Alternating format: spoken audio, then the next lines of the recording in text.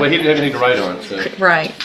All right, ma'am, are you Lauren Bridges? And will your client waive the formal reading of the indictment? She will, Your Honor. Ms. Bridges, in cause number 25, DCCR 0354, you are charged with a state jail felony offense of credit or debit card abuse, and that's from October 16th of 2024. And how do you plead to that charge? Guilty.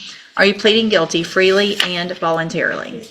And are you pleading guilty because you did what they charged you with? I have here on the tablet some documents that have your signature on them that the state has marked as exhibit number 1. Before you signed these, did you go over them with Mr. Parker? Yes, ma'am. Do you fully understand them? Yes, ma'am. And do you understand, if I follow the agreement that you've made with the district attorney, that you'll be waiving or giving up any right to appeal? Yes, ma'am.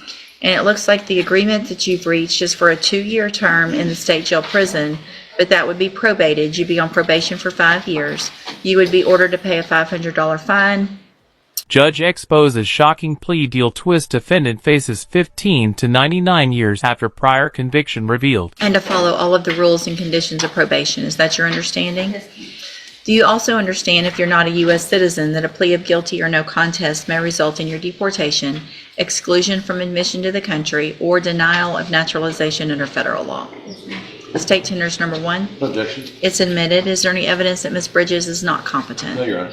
All right, ma'am, I'm going to find that you entered your plea of guilty freely and voluntarily, find that you're mentally competent and you understand the nature and the consequences of your plea, find sufficient evidence to find you guilty. However, I'm going to reset your case for sentencing, and so that the probation department can do a pre-sentence report.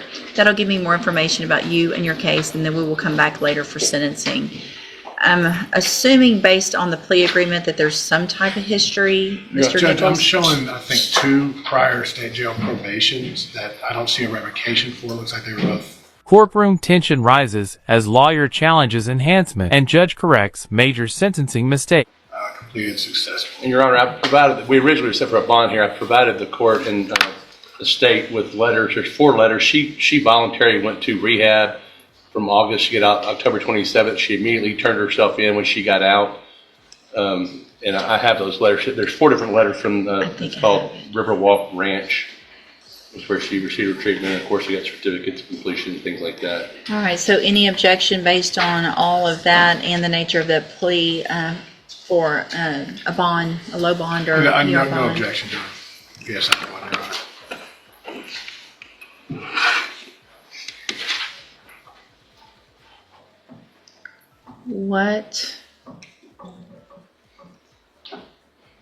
What was your drug of choice, alcohol or some drug? It was alcohol, methamphetamine. Defendant rejects plea deal risking life sentence as judge warns consequences of trial. Both, okay.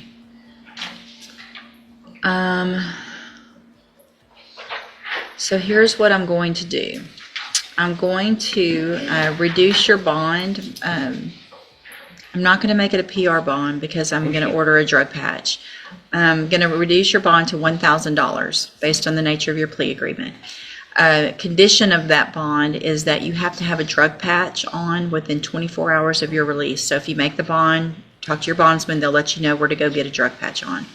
Obviously, if you test positive for anything between now and sentencing, you run the risk of me not accepting this plea agreement. Things could be much worse. Also, if you make that bond, the first thing you do is go to the probation department so they can start that pre-sentence report.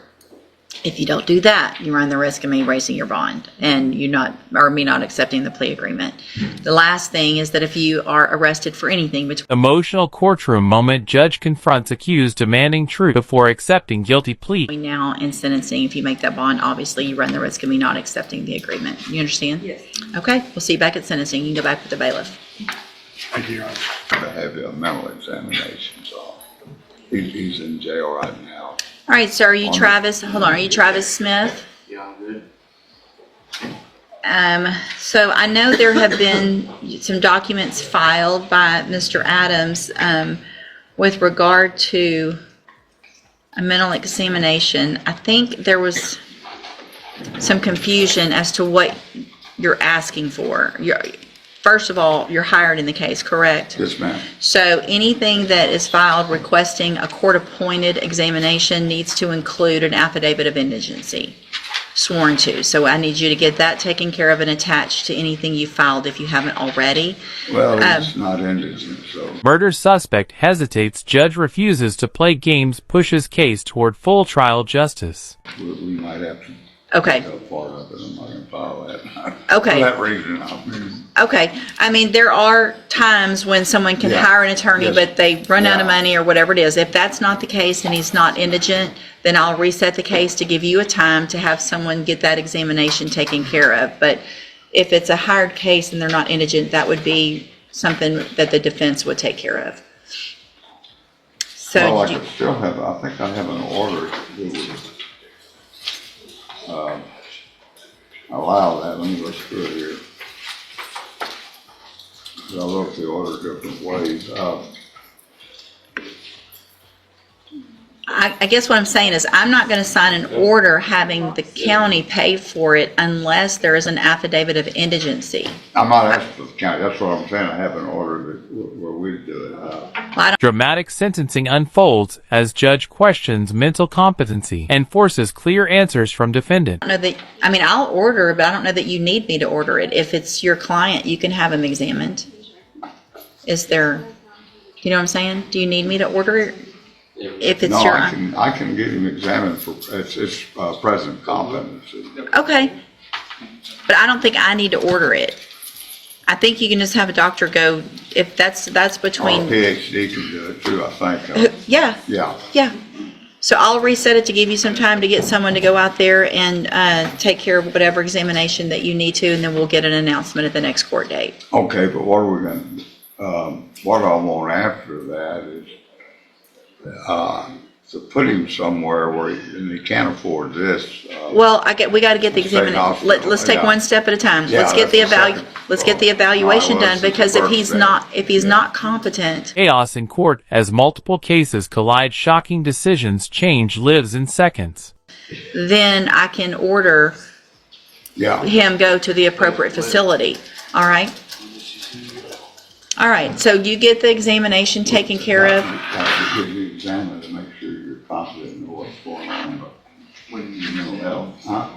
A doctor's going to come visit with you and just talk to you about your case and what's going on and make sure you understand everything, and then we'll go forward after that, okay? I'm not understanding why we just look at things.